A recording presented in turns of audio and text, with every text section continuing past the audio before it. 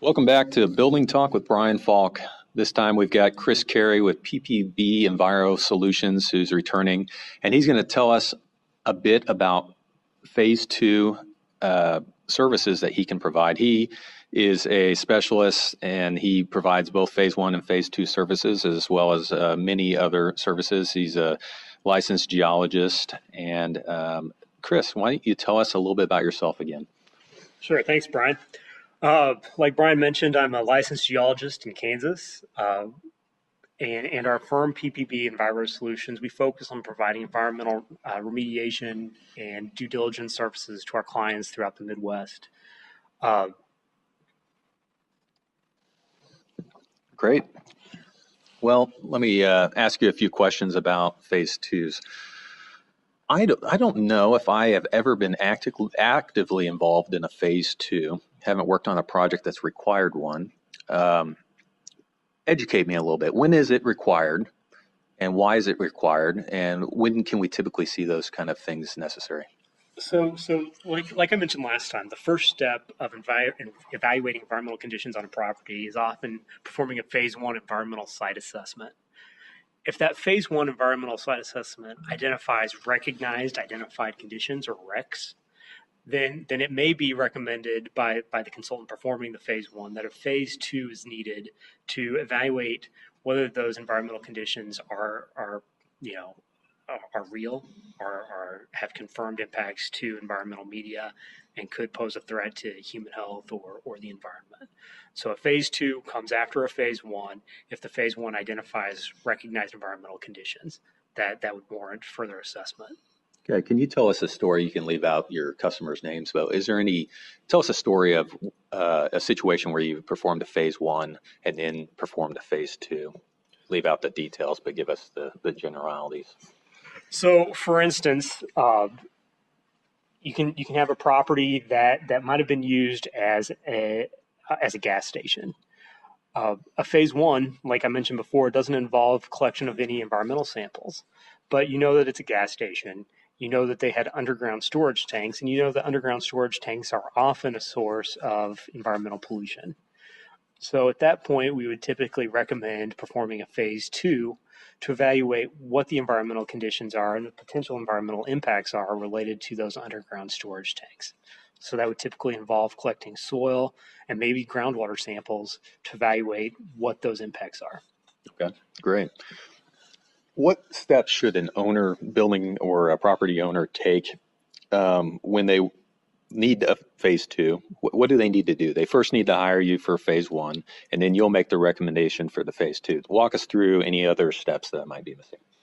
That's typically about it. So the phase one will identify the RECs, and the phase one will oftentimes include recommendations for the next step. When you decide that you need to move forward with a phase two, the initial step is going to be scoping to determine the extent of additional testing that needs to be performed to answer the questions about the potential impacts associated with the RECs on the property, performing the sampling, sending samples to the laboratory to get the results, and then the consultant would prepare the phase two report, which summarizes the phase one findings, the additional testing performed to evaluate the RECs, and whether that testing showed that there is environmental contamination on the property. Excellent. Is there any pitfalls we should look out for when getting phase two services completed? What are typical issues that you might encounter or an owner might encounter? You know, it's always important to find out what's going on a property and collecting enough samples, but it's a balancing act to determine the right number of samples for a given property. You could have a small property that requires a lot of samples, depending on various operational areas, or you can have a large area that was used largely for the same purpose that requires fewer samples. So it's just working with your consultant to develop a sampling plan that really makes sense given the recognized environmental conditions that you're dealing with. Talk to us about all the different building types that would typically create environmental hazards that would require this kind of, we're talking gas stations, we're talking laundromats, probably energy plants, things like that. I mean, it really can be just about any type of property or facility where hazardous constituents are used on a regular basis. So in Kansas, where I've done most of my work, we have facilities that are known for, printing, like newspaper facilities, gas stations, uh, automobile repair facilities, really just about any type of industrial property that involves the use of hazardous substances could have some recognized environmental conditions. That's not to say that every property is contaminated, because it's not the case. But depending on the types of the property, the use of the property, the chemicals that were used, and when those chemicals were used, really helps determine whether something is considered a recognized environmental condition or not. Interesting.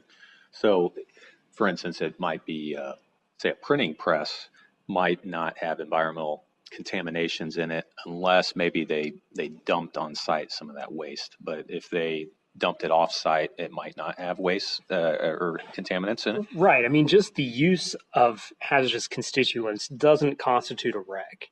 You'd have to have evidence of a release of that material, or suspected release. And so you can have, today, most facilities do a really good job handling hazardous substances on their properties and making sure that they're using appropriate controls for waste handling and for dealing with incidental spills and releases that may happen from time to time. In the past, those waste handling and spill management practices weren't as good. In my past position, I worked on a project where the typical process for handling spent solvent was to dump it out the back door. And the thought was that the trichloroethene in the solvent would just volatilize and evaporate.